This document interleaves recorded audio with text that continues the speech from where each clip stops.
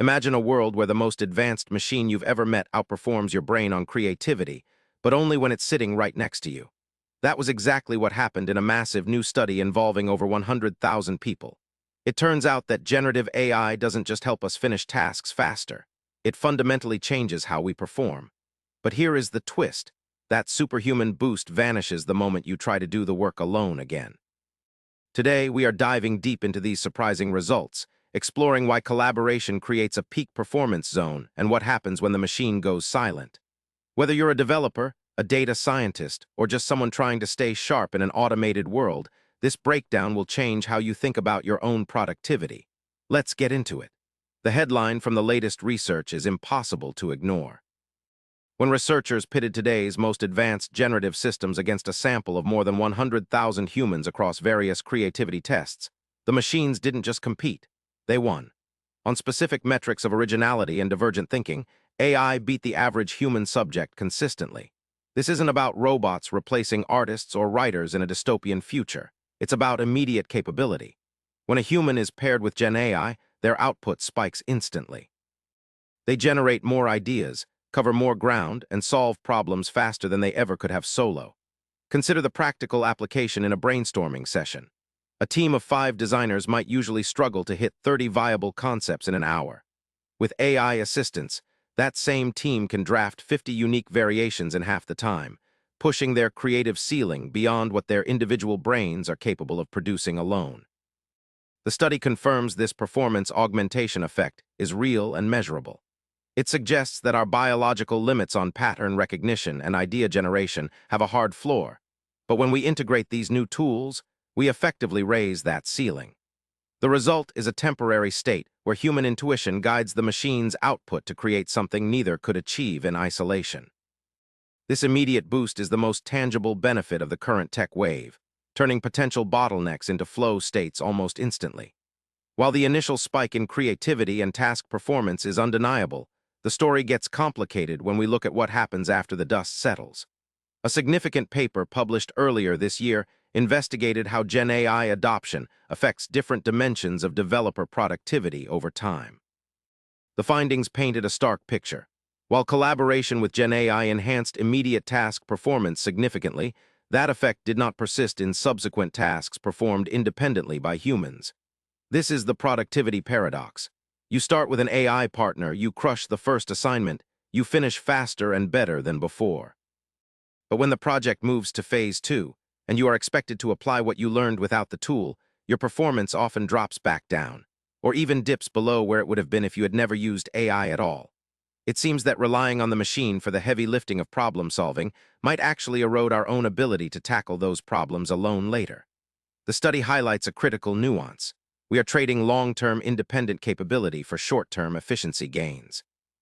In a real-world scenario, imagine a data scientist who uses AI to write complex queries in minutes. They solve the immediate crisis with ease. However, when they face a similar problem next month without access to that tool, their speed and confidence evaporate because they never practiced constructing the logic themselves during the first task. The machine does the thinking for us so well that we stop doing it ourselves, creating a dependency loop where our standalone skills stagnate while our reliance on the technology grows. This leads to the most critical finding regarding human-AI collaboration. When only half of the participants in a study were given access to the GenAI tool and compared against 44 data scientists who worked without assistance, the gap was clear but temporary. The augmented group shone brightly on day 1. But as the tasks became more complex or required independent judgment, the advantage faded. The research suggests that the performance augmentation we see is often a reflection of the AI's strength being projected onto the user, rather than a genuine increase in human skill acquisition. We need to be careful about what we call learning during these sessions. If you are using an AI to write code, draft emails, or analyze data, and you aren't critically engaging with why it produced that result, you aren't learning. You are just delegating. The study implies a risk of cognitive atrophy in specific domains.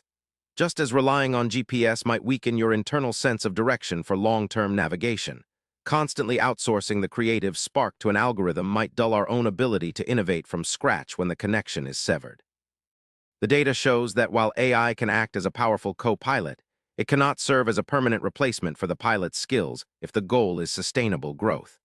The moment the tool is removed, the human must be ready to fly alone, and many seem ill-prepared for that transition. This fragility suggests that the most successful users aren't just those who get the best output today, but those who use AI strategically while maintaining their own core competencies. So, how do we harness this power without falling into the trap of dependency?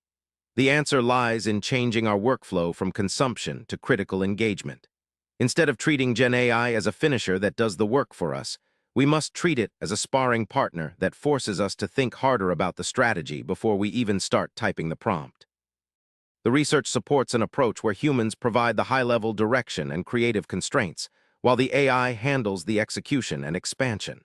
This keeps the human in the driver's seat of the decision-making process. For instance, rather than asking an AI to write a marketing campaign, you should challenge yourself to outline the core message and value proposition first, then use the tool to generate variations on your framework. This ensures that when the project moves to the next phase without the tool, you still possess the underlying logic and creative intent. Furthermore, organizations need to design their training programs around this insight. We shouldn't just measure output speed. We should measure how well employees can solve problems independently after using advanced tools. By alternating tasks, some with heavy AI assistance and others requiring pure independent work, we can reinforce our own skills while still enjoying the efficiency benefits of modern technology. The goal isn't to reject these powerful systems, but to master them without losing ourselves in the process. The story of GenAI is not a simple tale of machines taking over or humans becoming obsolete. It's a nuanced narrative about immediate power versus long-term independence. We've seen that these tools can beat us on creativity tests and boost our task performance instantly. But we also know that relying on them too heavily can erode our ability to perform solo in the future. The key takeaway is balance. Use AI to amplify your potential today, but never let it replace your own foundational skills for tomorrow. If you found this deep dive into human-AI collaboration interesting, make sure to like this video and subscribe for more insights on how technology shapes our work and lives. Drop a comment below telling me your thoughts. Do you feel safer relying on AI now than before? Let's discuss in the comments.